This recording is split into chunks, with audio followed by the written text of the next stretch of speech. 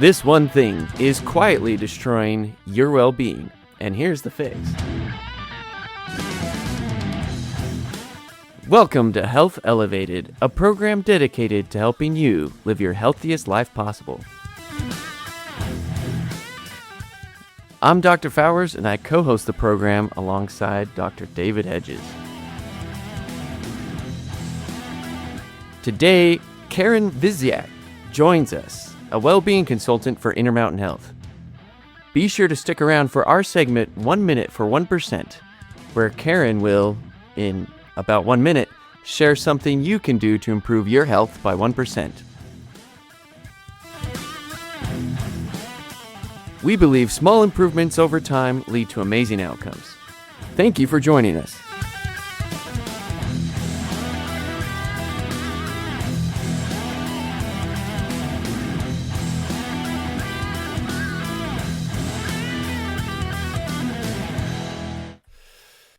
Karen, David, hello, welcome. We are talking about the one thing that is quietly destroying our well-being. And I think that one thing is probably, as we've talked about leading up to this episode, chronic stress. So Karen, you're the well-being expert here. What is chronic stress? How do we know if we have it? How do I know if am I chronically stressed? I need to know. Yeah, I think a lot of us are in a state of chronic stress and we don't even realize it because it's just become normalized. It's just our way of being.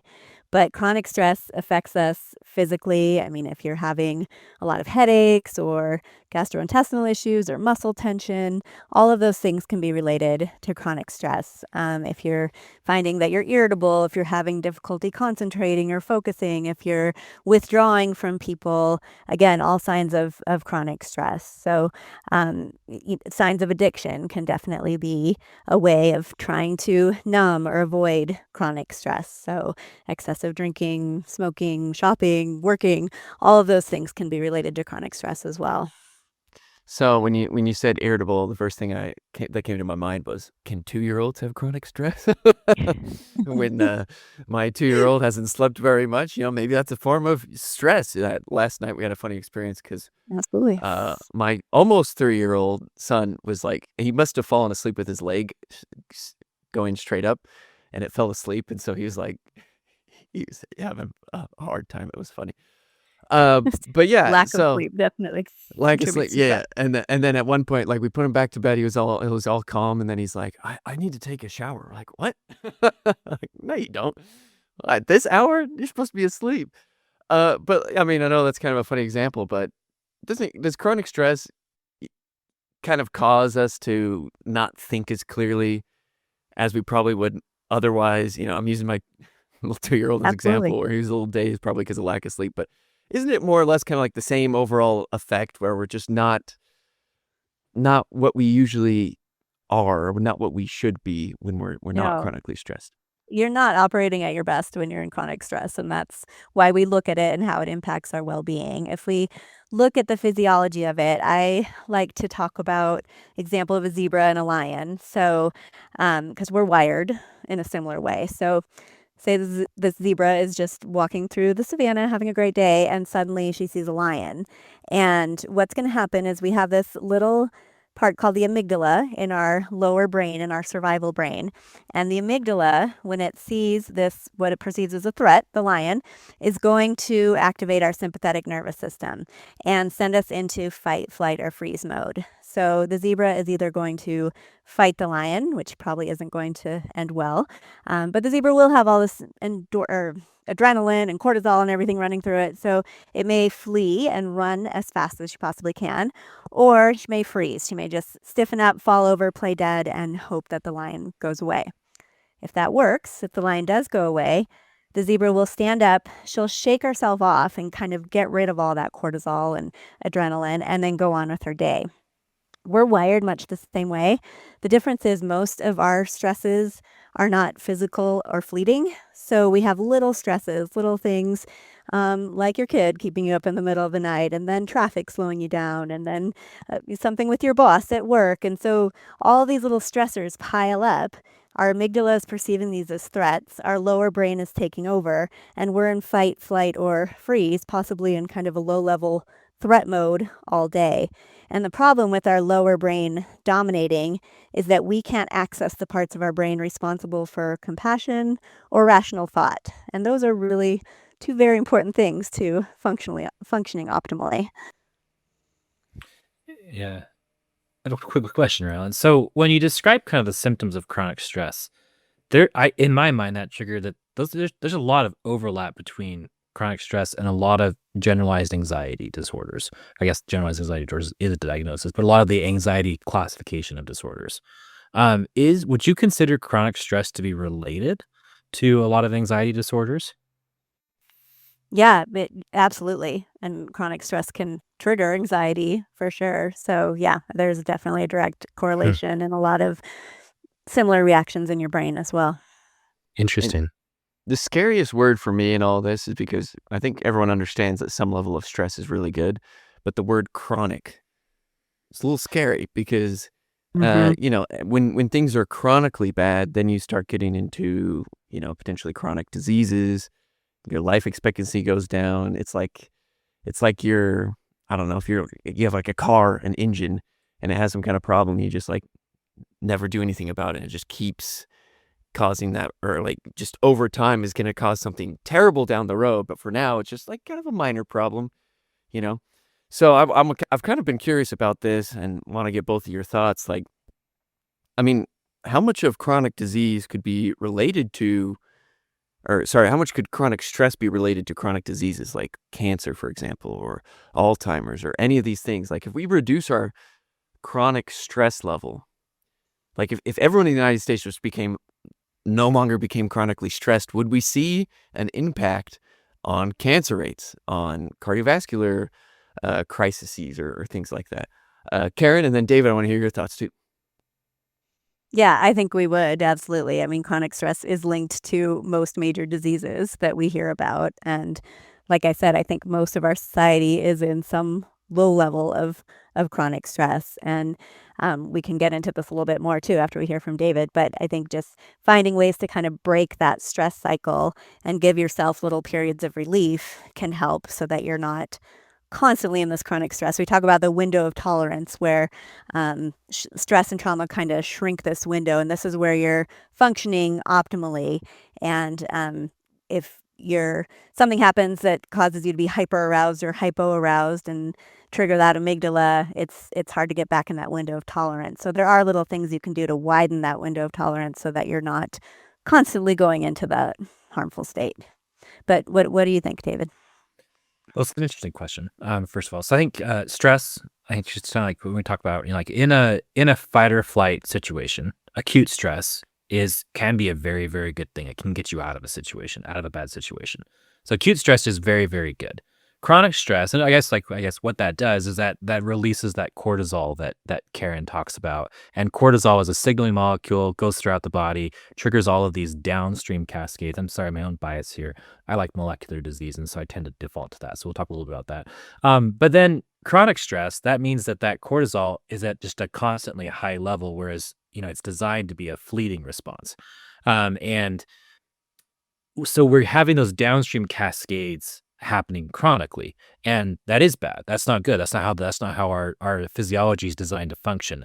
Now, I'm not an expert with the stress pathways, so I can't speak to how those stress pathways are directly related, but I can suspect that they definitely are related, that they do trigger some molecular disease down the line. But more importantly, I think that the effects of being in a state of chronic stress prevent us from doing those healthy things that can tremendously help our health down the line. So, for example, chronic stress wipes out your sleep. Bad sleep leads to chronic stress. Chronic stress wipes out your sleep. We know from many studies that bad sleep leads to bad health outcomes, particularly within the realm of neurodegenerative diseases. And then other things, if you're chronically stressed, you've got too much on your plate, you don't feel like exercising. You don't feel like eating a healthy meal. You just want to, just get something in your stomach so you can move on to the next thing. You don't feel like you have the capacity to go for a walk. You don't have the capacity, the mental energy to go to the gym.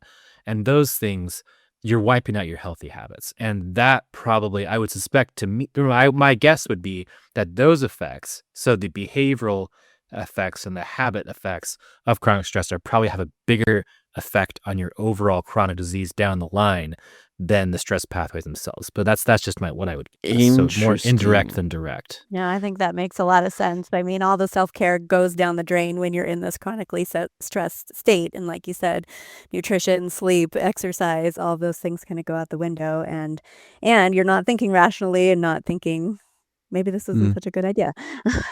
And your ability to form good habits is greatly diminished when you're chronically stressed, I can imagine.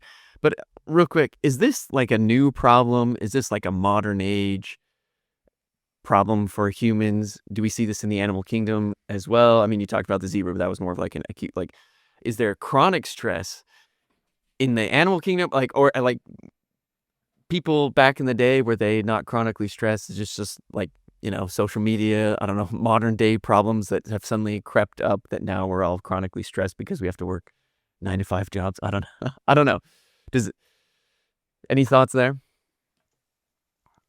I mean, I can't say for sure, but I would say that makes a lot of sense just when you think of everything moving faster and faster and, all the impacts of social media and just the state of the world and just all the stressors that we have coming towards us. And yeah, I think our culture really puts a lot of emphasis on perfection and high demand and, being the perfect parent and perfect at work and all the other things. I mean, it just seems like we create a very stressful environment. I want to say I've seen some stuff that there's a lot more decisions that we make on a daily basis, just like in our first hour, than humans of the past used to make in their entire week, maybe. And we get kind of like this decision fatigue in our brains. I wonder if like some of that might be playing into perhaps higher levels of chronic stress today than back in the past. But I don't know. I'm kind of just speculating here. But I think It's also probably depends on the stressors. Like we had some stressors our ancestors didn't, but for example, like yes, our ancestors went through periods of famine. I mean, I can imagine that would lead to that'd be quite a a bit of chronic stress. stress. Yeah. If Yeah, you're not or, eating, there's a yeah. So I mean, like that, I think it probably depends. Would be my guess. yeah. But Karen, you're a well-being expert, and we've talked about kind of round hinted earlier. Chronic disease might be wiping out well-being. Is there a way to flip that script? And so, is there a way for well-being and kind of a mindfulness of well-being? Is there a way we can use that to combat chronic stress? I mean, we can't necessarily wipe out all the stress in our lives. We probably don't want to. But is there a way that we can start using some of these mindfulness techniques, well-being techniques, to regulate our stress levels? Yeah, I mean, there are a lot of evidence-based practices to boost well-being. So I think people have thought about like, I'll be really stressed at work, but then I'll go home and things will be better. But there's usually stressors there too. So really looking at things we can do during our day to kind of break up the monotony of the stress. So just taking breaks is so important. And most of us don't even take breaks in the best way. Doom scrolling on your phone while sitting at your desk is not really a good break to rejuvenate your nervous system and calm your brain. So I think Daniel Pink talked about the best way to take a break is to put your phone down, to go outside, so to be in nature, to move. I'm a PT, so I'm a huge advocate of movement. So walking, stretching, whatever you can do to move your body and kind of reconnect with it. And then to do that with somebody else, having that social connection is also a great way to reduce chronic stress. Just kind of sharing with somebody else always alleviates it. So movement and getting outside and socially connecting are good ways to take a break. And then there are also a lot of other evidence-based practices that are simple little things you can do to boost your well-being. So I can go into a couple examples if you'd like. Yeah, I would like Yes. that. But Yeah, actually, maybe I probably should have asked this first. What is well-being?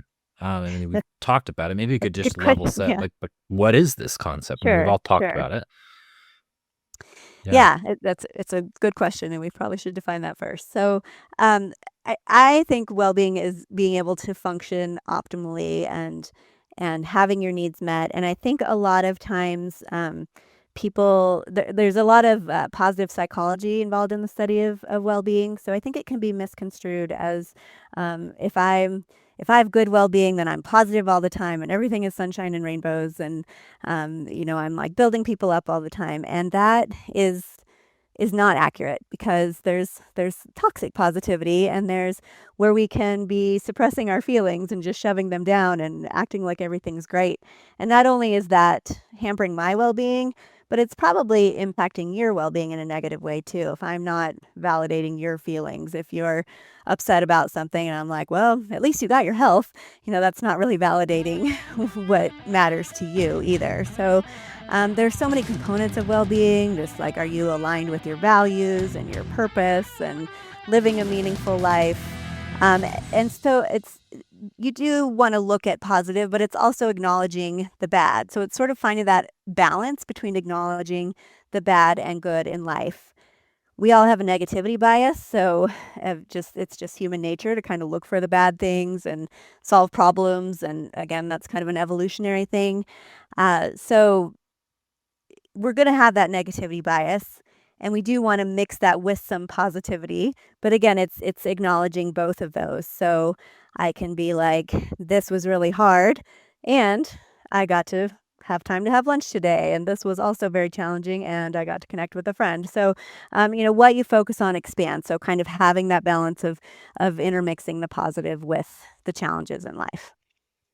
So, with that, and a lot of what we talked about, it seems like um, a lot of our well-being is a reaction to the environment that we're in. From an evolutionary standpoint, Rylan talked about, our modern lives but what actually is in our control? I mean, like, depending on your role, like what you're doing in life, the daily commute may not be an option. You might have to deal with traffic. You might have to deal with annoying family members, difficult coworkers, difficult supervisor.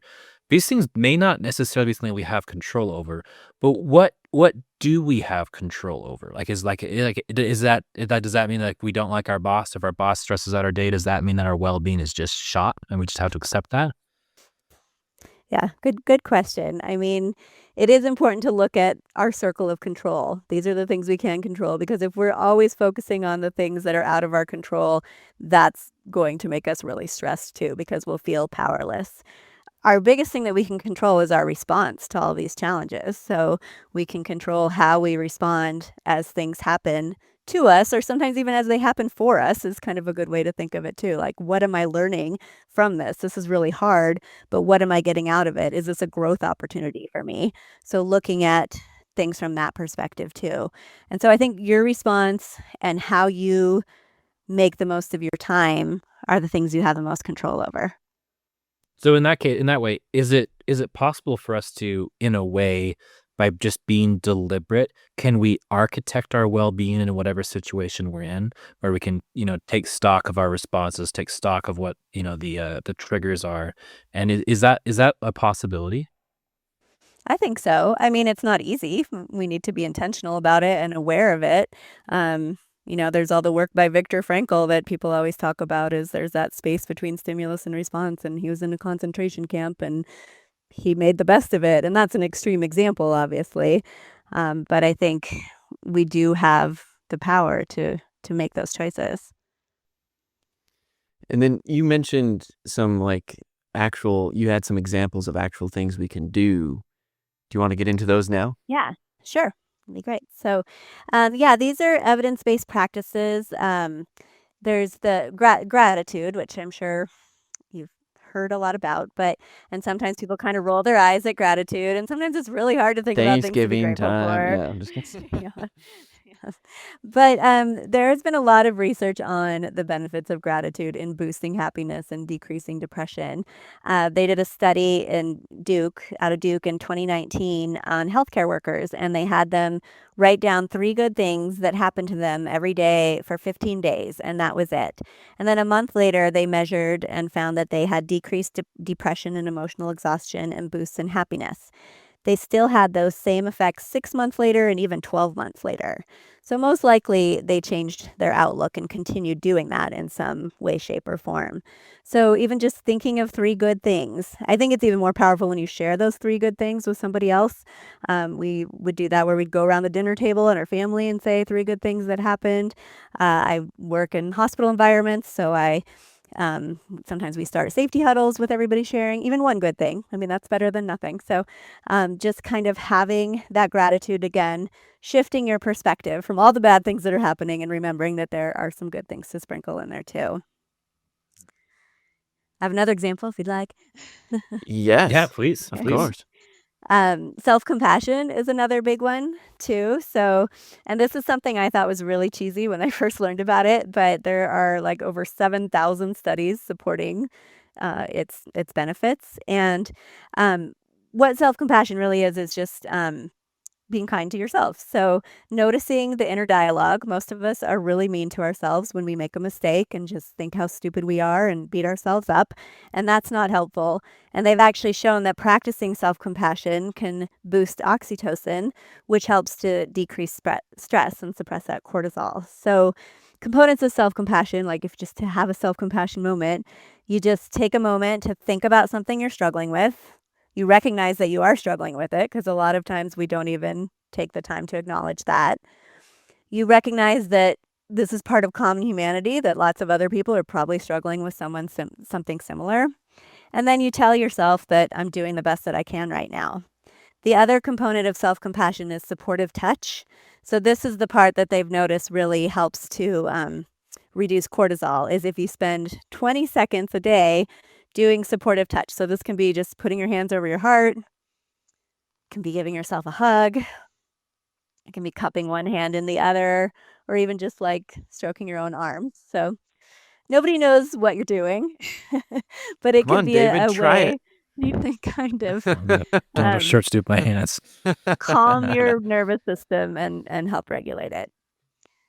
And then breathing's good. another one. I always like to talk about breathing. I'm also a yoga teacher, so I have to throw that in too. But there are a lot of good breathing techniques, and most of us, when we're stressed, tend to breathe in a more shallow manner. We tend to really overuse the accessory muscles, and that can create more muscle tension. So really taking those deep belly breaths and using your diaphragm, inhaling through your nose, exhaling through your mouth. Trying to make your exhales last longer than your inhales also helps to activate the parasympathetic nervous system, which is your calm state. There's a lot of breathing techniques. I really like teaching 4-7-8 breathing because it's easy to remember. And that's where you inhale through your nose for a count of 4, you pause for a count of 7, and then you exhale through your mouth for a count of 8. And you just do a few cycles of that. And again, you can do that anytime, anywhere. Takes a moment and no one knows what you're doing. That's nice. Yeah. Yeah. And a lot of the stuff that you're talking about, we've had episodes with Dr. Perry Gee. I think he's Yeah. your I friend. know Yeah, Perry. he's talked about some of this stuff, and Cami Flygar. So if you're watching and more interested in more details of some of the stuff that Karen's brought up, check out previous episodes. David, did you have one more thing you wanted to say, or? No, I was just going to propose that kind of with that potential introduction, this might be a great time for the 1 minute for 1% for Karen to launch into that, to kind of give us what we need to be healthier with the small adaptation of our life cycle. All right, let's get to that segment.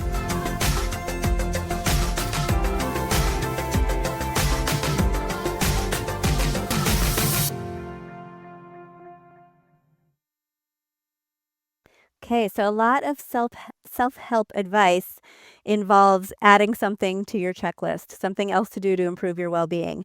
And part of the reason we're stressed is that we have so much to do.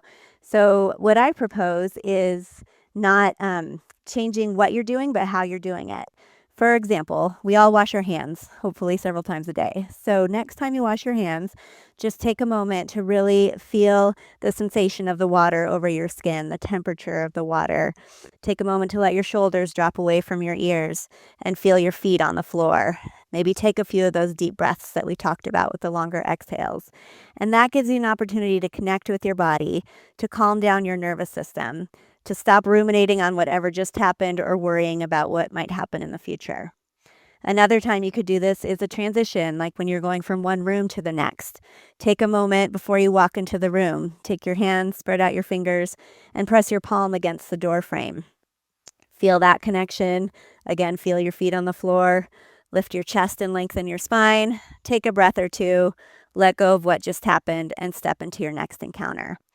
And these little pauses can hopefully reset the nervous system and cause you to respond from a calm place rather than react from a stressed place. And that might make that next encounter so much better, which might change the tone of your day. And as Annie Dillard says, the way we spend our days is, of course, the way we spend our life. So those little moments really matter. Excellent. I like that. I really like the washing hands example. I'm going to be thinking about that the next time I wash my hands, which hopefully is going to happen today. If it's not, then I have a Yes, problem. yes, hopefully it will. Good But luck with that. yeah.